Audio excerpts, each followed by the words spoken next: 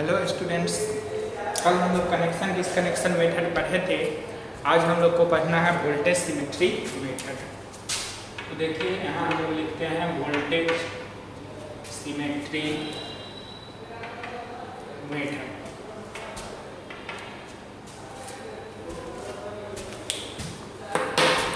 इस voltage symmetry method में हम लोग सबसे पहले जो है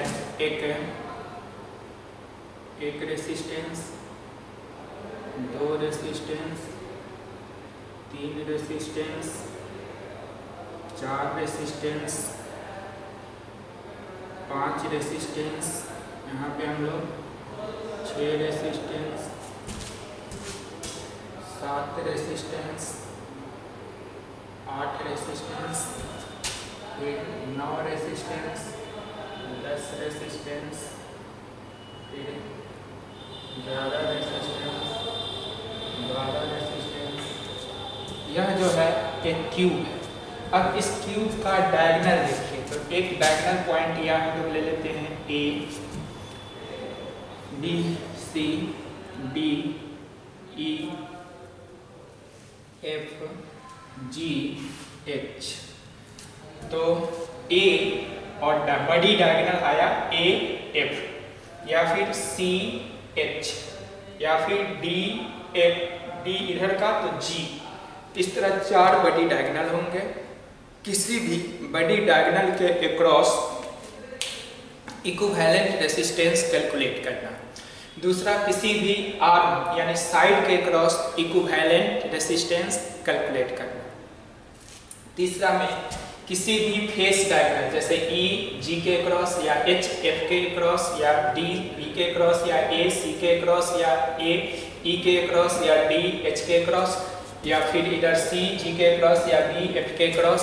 तो किसी भी फेस डायगोनल के क्रॉस इक्विवेलेंट रेसिस्टेंस पूछा जा सकता है, किसी भी साइड के क्रॉस इक्विवेलेंट रेसिस्टेंस पूछा जा सकता है, और किसी भी बड़ी डायगोनल के क्रॉस इक्विवेलेंट रेसिस्टेंस पूछा जा सकता है, जिसको सोल्व करने के लिए हम लोग वोल्टेज सिमेट्री मेथड यूज करेंगे। यहाँ पर आपको जो है ए और एफ हम लोग एग्जाम्पल के लिए एक बड़ी डायगोनल लेते हैं। तो मान लेते हैं यहाँ क्वेश्चन में आपका रहेगा find the equivalent resistance across बड़ी डायगोनल ए एफ, ए और एफ के क्रॉस। तो हम लोग क्या करते हैं कि जिसके अक्रॉस हम लोग को निकालना होता है इक्विवेलेंट रेसिस्टेंस, उसके अक्रॉस इमेजिन करते हैं बैटरी। तो यहाँ बैटरी एक इमेजिन हम लोग कर लेंगे। यहाँ एफ के अक्रॉस इधर ले आइए, यहाँ पर एक की लगा देते हैं हम लोग। अब जो है ये हम लोग कनेक्ट कर दिए। अब यहाँ हम लोग को देखना क्या है कि इससे करंट निकला आई। अब यह आई करंट जो है ए पॉइंट पे आएगा। अब तीन रास्ते हैं, इसको फाइनली जाना है ए पॉइंट पे। तो केसीएल के अकॉर्डिंग करंट का डिस्ट्रीब्यूशन हम लोग सर्किट में पहले कर देंगे। तो ए से देखिए, एक resistance A B, B G, G F, यानी तीन रेसिस्टेंस क्रॉस करके यह जा सकता है करंट। फिर A to H, H to G, G to F, फिर तीन रेसिस्टेंस क्रॉस करके जा सकता है। फिर A to D, D to C, C to F, तीन रेसिस्टेंस क्रॉस करके जा सकता है। इसका मतलब यह I करंट के लिए तीन जो पार्ट है F तक पहुंचने का, वह इक्वल रेसिस्टिव पाथ है, क्योंकि सब इक्वल रेसिस्टेंस है, इसलिए यह करंट इक्वल अमाउंट में डिस्ट्रीब्यूट हो जाएगा। और यहाँ हम लोग लिखेंगे I/3, इधर हो गया I/3, और इधर फिर हो गया I/3। अब D पे आ गया, H पे आ गया, और करंट D पे आ गया। अब H पर जो करंट आया I/3, इसको जो है दो रेसिस्टेंस HG और फिर GF, HE और फिर EF, दो रेसिस्टेंस में क्रॉस करके जा सकता है। तो फिर यह इक्वल रेसिस्टिव पाथ है। फिर एक करंट I/3 जो है डिस्ट्रीब्यूट हो जाएगा हाफ, यह हो जाएगा I/6, यह हो जाएगा I/6। अब इधर आ गया I/6, यह आ गया I/6। अब जो है फिर इधर से देखिए D पर जो करंट आया है I/3 या D to C, C to F जा सकता है 2 रेसिस्टेंस क्रॉस करके, फिर D to E, E to F जा सकता है, तो या फिर हाफ बट जाएगा I/6, फिर इधर या बट गया I/6। फिर इधर जो B पे करंट आया B to G, G to F, D to C, C to F, फिर भी यह इक्वल रेसिस्टिव पाथ है, तो यह भी करंट जो है डिस्ट्रीब्यूट हो जाएगा I/6 और इधर फिर डिस्ट्रीब्यूट हो जाएगा I/6। अब देखिए इधर I/6 और I/6 मिल करके इस करंट में यानी CF ब्रांच में I/3 जाएगा। I/6 प्लस I/6 KCL यहाँ अप्लाई करेंगे, I/3 गया। फिर इधर से देखिए I/6 आ रहा है, ऊपर से I/6, तो G से F की ओर पुनः यह जाएगा I/3। फिर इधर से देखिए H to E और D to E जो है I/6 गया, तो यह I/3 पुनः हो जाएगा। इस तरह देख रहे हैं कि F पॉइंट पर I/3 और I/3 मिल करके तीनों करंट जो है I हो गया, पुनः I करंट जो है ये बैटरी के नेगेटिव टर्मिनल में आ गया। तो इस तरह हम लोग पहले करंट का डिस्ट्रीब्यूशन जो है करके चेक कर लेते हैं। एक करंट का डिस्ट्रीब्यूशन जब हो गया तो करंट डिस्ट्रीब्यूट करने के बाद हम लोग देखते हैं कि इसके लिए एक एग्जांपल आप सोच लीजिए कि मान लो कि यहाँ पर कोई एक आदमी है, यहाँ पर आदमी के जगह हम लोग A पॉइंट ले लेते हैं और दूसरा यहाँ पर दूसरा आदमी है, इसके जगह हम लोग जो है B नहीं F पॉइंट ले लेते हैं, क्योंकि A और F के क्रॉस निकालना है तो टर्मिनल पॉइंट। अब यहाँ पर आपको देखना यह है कि A का अगर 100 यूनिट हम लोग मान लेते हैं, 100 रुपया है A नाम के आदमी के पास, और E के बाद 3 अनदर आदमी हैं D, फिर इधर H और इधर B, जिनके पास 10 रुपया कम है। तो B के पास भी 90 होगा, H के पास भी 90 होगा, D के पास भी 90 होगा। अब आ जाइए टॉपिक पे। इसी को हम लोग एनालॉजी से क्या कर रहे हैं कि यहाँ देखिए I/3 है, A to B जाने में I/3 करंट है और R रेसिस्टेंस है, तो वोल्टेज ड्रॉप कितना होगा IR/3। अगर A से B जाएंगे तो वोल्टेज ड्रॉप कितना होगा IR/3, और A से H जाएंगे तो वोल्टेज ड्रॉप कितना होगा IR/3। यानी कि तीनों पाथ से जब A से चल के D गए, B गए और H गए, तो D, B और H इस तीनों पॉइंट पे IR/3 पोटेंशियल ड्रॉप करने के बाद हम लोग पहुंच रहे हैं। तो A का जो भी पोटेंशियल होगा उससे कितना कम पोटेंशियल होगा B का और H का और D का, तो B, H, D तीनों का पोटेंशियल A के पोटेंशियल से IR/3 अमाउंट कम होगा, इसलिए हमारा B का, H का और D का पोटेंशियल जो है वह सेम होगा। तो यहाँ पर एक दूसरा पॉइंट आ गया हम लोग का, जो B है, D है और H है, जिसकी पोटेंशियल जो है कम है, किससे? A से। उसी तरह अब आ जाइए F पॉइंट।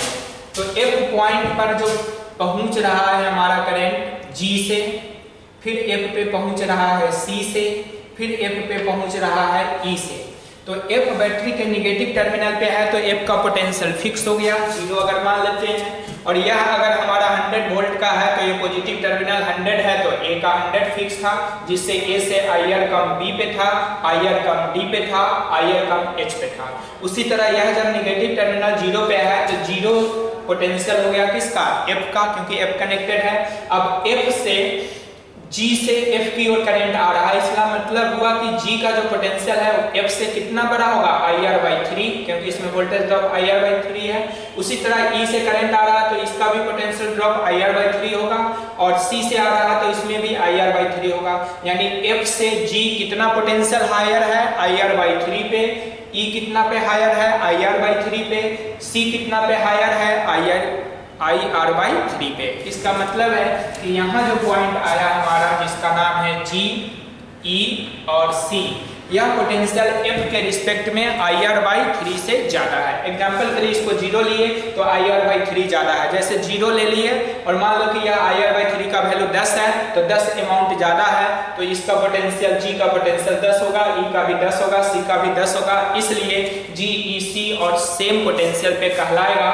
और इसको फिर वोल्टेज सिमेट्री क्यों बोल रहे हैं? वोल्टेज का मतलब होता है पोटेंशियल डिफरेंस, तो AB के बीच जो पोटेंशियल डिफरेंस है वही पोटेंशियल डिफरेंस AD के बीच है, वही पोटेंशियल डिफरेंस AH के बीच है, इसलिए इसको हम लोग वोल्टेज सिमेट्री बोल रहे हैं कि वोल्टेज तीनों ब्रांच के क्रॉस सिमेट्रिक है। उसी तरह एफ जी के across voltage drop, F C के across voltage drop, F E के अक्रॉस वोल्टेज ड्रॉप, यानी वोल्टेज जो है वह सेम है, इसलिए वोल्टेज सिमेट्री बोल रहे हैं। अब हम लोग रेसिस्टेंस इसमें ऐड करके देख रहे हैं। टोटल 12 ब्रांच है तो 12 रेसिस्टेंस होना चाहिए। तो देखिए ए से बी के बीच, ए टू बी के बीच एक रेसिस्टेंस है, फिर ए टू डी के बीच एक रेसिस्टेंस है, फिर ए टू एच के बीच एक रेसिस्टेंस है, फिर देखिए अब जो है बी से सी के बीच, बी से सी के बीच एक रेसिस्टेंस है, फिर बी से जी के बीच, बी और जी के बीच एक रेसिस्टेंस है, बी हो गया। अब बी के बाद जो है हमारा डी है, तो डी से सी के बीच, फिर डी और सी के बीच एक रेसिस्टेंस है, फिर डी और ई के बीच, डी यहाँ पर और ई यहाँ पर, डी और ई के बीच एक रेसिस्टेंस है। देखिए अब डी हो गया, डी के बाद एच, एच से जी के बीच, एच और जी के बीच एक रेसिस्टेंस यह हो गया, फिर एच और ई के बीच, एच और ई के बीच एक रेसिस्टेंस यह हो गया, एच का हो गया। अब जो है जी और एफ, देखिए जी और एफ के बीच एक रेसिस्टेंस, फिर सी और एफ के बीच एक रेसिस्टेंस, सी और एफ के बीच एक रेसिस्टेंस, फिर देखिए ई और एफ के बीच, ई और एफ के बीच एक रेसिस्टेंस। इस तरह 12 रेसिस्टेंस जो है वह ए और एफ के बीच अरेंज हो गए। अब यहाँ देखिए यह भी आर है, यह आर है, यह आर है, ये सबका आर वैल्यू हम लोग ले लिए हैं 3, 4, 5, 6 आर आर आर। तो यह 3 पैरेलल में है, तो इसका इक्विवेलेंट हो गया हमारा कितना r/3। यह 6 पैरेलल में है तो इनका इक्विवेलेंट हो गया r/6, और पुनः यह 3 पैरेलल में है तो इनका हो गया r/3। तो गिवन सर्किट रिड्यूसेस टू, यहाँ लिख सकते हैं the given network reduces to. अब इसमें कन्वर्ट हो गया, अब दिस रिड्यूसेस टू इसमें कन्वर्ट हो गया। अब यह पॉइंट ए है और यह पॉइंट हमारा एफ है।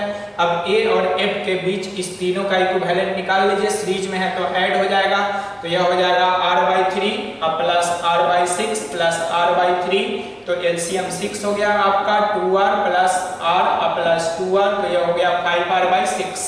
तो 5r/6 आपका आंसर आ गया। तो RAF का वैल्यू 5r/6। तो इस तरह हम लोग वोल्टेज सिमेट्री मेथड में जो है वोल्टेज सेम किस किस पॉइंट के अक्रॉस है उस सभी को कॉमन बना लेते हैं, और कॉमन बना करके ये हार्ड क्वेश्चन जो है एक सिंपल क्वेश्चन में नेटवर्क में कन्वर्ट हो जाता है सीरीज पैरेलल में, और तब सीधे हमारा एक स्टेप में निकल जाता है। और बाद बाकी केसीएल से करंट का डिस्ट्रीब्यूशन, तो ये तो आपको केसीएल केवीएल जो आप पढ़े हैं उसके अकॉर्डिंग करंट का डिस्ट्रीब्यूशन हम लोग कर सकते हैं। अब इस जो है ये वोल्टेज सिमेट्री एक ट्रिक है जिस ट्रिक से हम लोग इजिली बना लेते हैं। अब इस ट्रिक के जगह अगर बोर्ड मेथड या इलेबोरेटेड मेथड अगर आपको चाहिए तो देखिए ए से जो करंट जाएगा एफ तक पहुंचाइए, तो ए बी जी एफ एक लूप बनाइए, ए यहां से आ जाइए, एफ एक लूप बैटरी वाला आएगा, फिर यहां से देखिए ए डी सी बी एक मतलब एक दूसरा लूप ले लीजिए, A D C F, A D C F और ए लूप, तो एक लूप। इस तरह अलग अलग लूप हम लोग लेकर के जो है इसमें निकाल सकते हैं इक्विवेलेंट रेजिस्टेंस केवीएल अप्लाई करके। बहुत सारे लूप इसमें फॉर्म हो रहे हैं, ई एफ जी एच भी लूप है, ई डी सी एफ भी लूप है। अब हम लोग कोशिश करते हैं वैसा लूप लेने का जिस लूप में हमारा बैटरी प्रेजेंट हो। तो यहाँ से देखिए ए से करंट गया हमारा डी पे, डी से करंट गया सी पे, सी से करंट गया बी पे, बी से करंट गया जी पे, जी से करंट गया एफ पे, एफ से आ गया बैटरी, या एक लूप हो गया। फिर अगर हम लोग डायरेक्ट डालते हैं ए से करंट गया एच पे, एच से गया जी पे, जी से गया एफ से फिर ऐसे कनेक्ट करके आ गया यहाँ पर, तो एक लूप यह हो गया क्लोज लूप। फिर ए से गया हमारा डी पे, डी से गया सी पे, सी से गया एफ पे, एफ से फिर कनेक्ट होकर के आ गया, तो यह एक दूसरा लूप बन रहा है। तो इस तरह लूप हम वाइज हम लोग जो है निकालेंगे। अब लूप वाइज डिसाइड करने के लिए आपको बता रहे हैं कि एक लूप आप यह ले सकते हैं, ए से देखिए ब्लू कलर से यह गया करंट ऐसे, यह लूप हम दर्शा रहे हैं। यह लूप यहाँ आ गया, यहाँ से यहाँ आ गया, यहाँ से यहाँ गया, यहाँ से ऐसे रिटर्न हो गया, रिटर्न होकर के ऐसे देखिए यह एक क्लोज लूप फॉर्म हो रहा है। एक क्लोज लूप आपका ए तक पहुंच गया। तो यह एक जो ब्लू वाला दिख रहा है यह हमारा एक क्लोज लूप हो गया। तो ये एक क्लोज लूप यह आप यूज कर सकते हैं। दूसरा क्लोज लूप ब्लैक वाले कलर से कर देते हैं। ब्लैक वाले कलर ये ठीक है।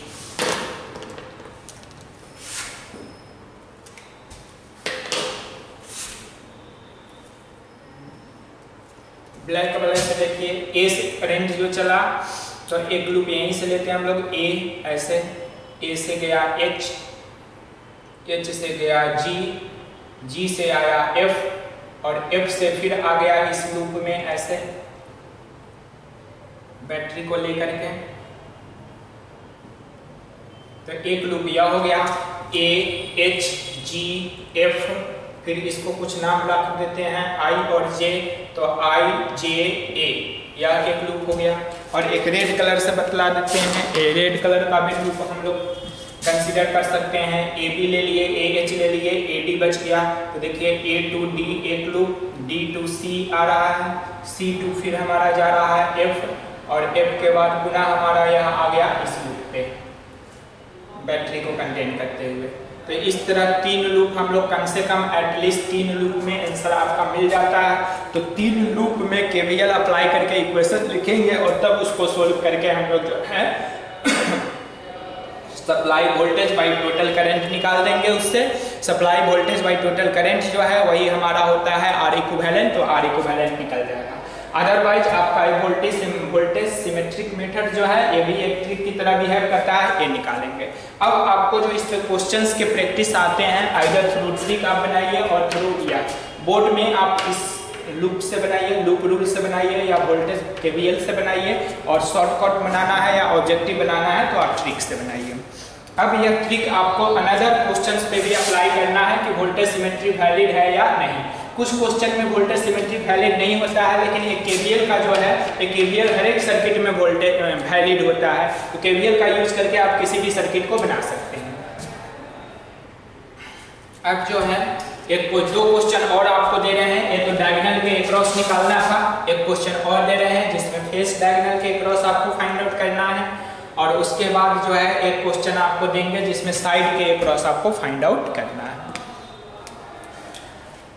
तो फिर हम लोग एक रेसिस्टेंस थोड़ा सा बड़ा बना लेते हैं, 2 रेसिस्टेंस, 3 रेसिस्टेंस, 4 रेसिस्टेंस,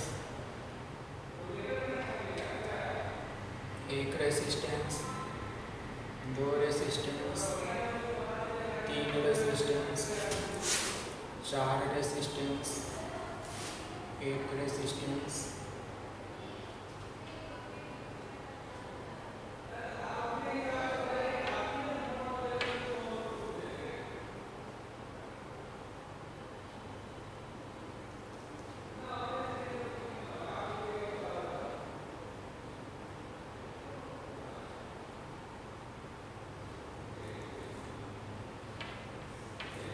यह एक आपका क्यूब ले लिए या क्यूबॉइड, नेमिंग भी कर लीजिए A B C D E F G H. अब इसमें आपको फेस डायगोनल के क्रॉस निकालना है। तो एक पॉइंट ए और दूसरा पॉइंट सी, ए और सी के क्रॉस आपको निकालना है। अब इसमें हम लोग जो बैटरी कनेक्ट किए हैं, यहाँ पे बैटरी आपको कनेक्ट कर सकता है। इसमें भी रेसिस्टेंस डाला जा सकता है, वो भी आपको पूछ सकता है, लेकिन हम लोग विदाउट रेसिस्टेंस प्रैक्टिस के लिए दिए हैं कि AC एक बड़ी डायगोनल है। इस बड़ी डायगोनल के अक्रॉस आपको निकालना है और तब आपको आर इक्विवेलेंट के लिए आप वोल्टेज सिमेट्री मेथड का ट्राई करेंगे कि इस क्वेश्चन पे वोल्टेज सिमेट्री मेथड आपका वर्क कर रहा है या नहीं कर रहा है। तो यहाँ लिख देंगे, क्वेश्चन हो जाएगा find the equivalent resistance across AC यानी फेस डायगोनल। और एक क्वेश्चन और आपको देते हैं, उसमें साइड के अक्रॉस आपको निकालना है। यहाँ पर नेक्स्ट क्वेश्चन नंबर 1 1 कर दीजिए, इसको 2 कर दीजिए और ये 3 कर दीजिए। 3 यहाँ 1 तो आपको सोल्व कर दिए हैं, बड़ी डायगोनल के क्रॉस, फेस डायगोनल के क्रॉस सेम प्रोसीजर आपको एडॉप्ट करना है, वोल्टेज सिमेट्री मेथड और साथ साथ केवीएल का इक्वेशन हम इसलिए नहीं लिखे हैं क्योंकि केवीएल पिछले क्लास में आपको बता चुके हैं और वही आपको प्रैक्टिस करना है केवीएल का इक्वेशन पिछले क्लास का। अब यहाँ पर देखिए एक रेसिस्टेंस यह हो गया, 2 resistance, 3 resistance, 4 resistance, 5 resistance, 6 resistance, 7 resistance, 8 resistance, 9 resistance, 10, 11, 12। अब यहाँ पर कोई साइड ले लेते हैं, A, B, C, D, E, F, G, H। ए और बी के क्रॉस आपको निकालना है, यहाँ बैटरी कनेक्ट कर देते हैं, तो इसमें लिख देते हैं find equivalent resistance across A B. तो साइड के क्रॉस यह हो गया फेस डायगोनल के क्रॉस, ये हो गया बॉडी डायगोनल के क्रॉस। तीनों को आपको वोल्टेज सिमेट्री मेथड से भी कोशिश करना है और केवीएल केसीएल से भी कोशिश करना है, ठीक है। तो आज इतना ही, वोल्टेज सिमेट्री पे प्रैक्टिस कीजिए और इस तीनों का सॉल्यूशन जो है आप भेजिए ग्रुप में, उसके बाद जो है सही होगा तब जा करके अगले क्लास में हम लोग सेल्स पढ़ेंगे, सेल्स, ईएमएफ, फिर सेल का सीरीज कॉम्बिनेशन और पैरेलल कॉम्बिनेशन। यहाँ जो रेसिस्टेंस सिंपली हम लोग डाल दिए हैं उस सब का वैल्यू जो है आर हम लोग को मानना है, यहाँ ले लेंगे लेट ए जो रेसिस्टेंस है is equal to R for all questions, मान लेना है हम लोग को, ओके।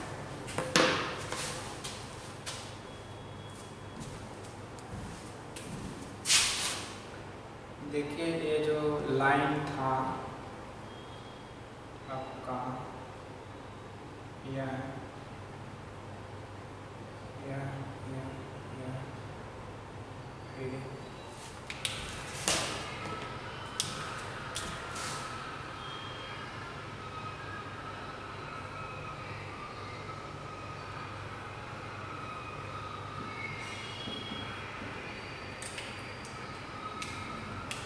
वाला देखिए वैल्यू ऐसे ले लिए थे हम लोग,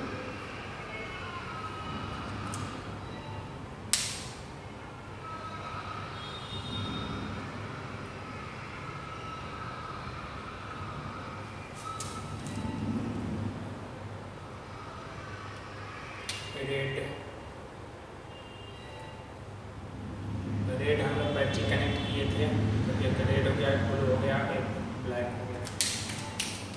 ब्लैक लूप है, लूप दर्शा रहा है ब्लैक।